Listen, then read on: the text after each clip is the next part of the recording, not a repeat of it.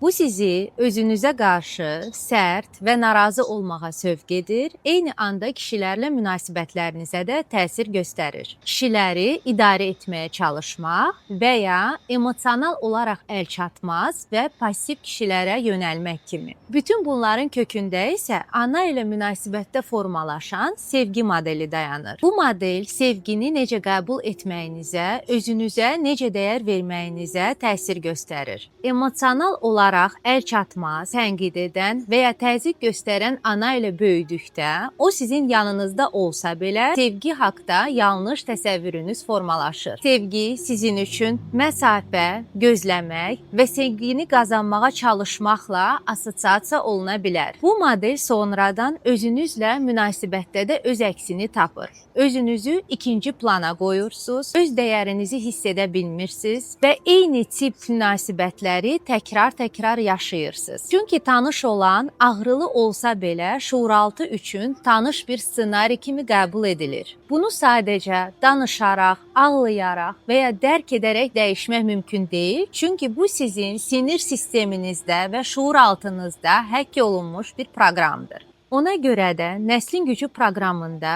biz bu kök səbəblərin üzərində şuuraltı, emosional və bədən səviyyəsində işləyirik. Öz ana ssenarinin hardan gəldiyini bilmək istəyirsənsə, şərhlərdə ana sözünü yaz, sənə 3 dəqiqəlik testi göndərim.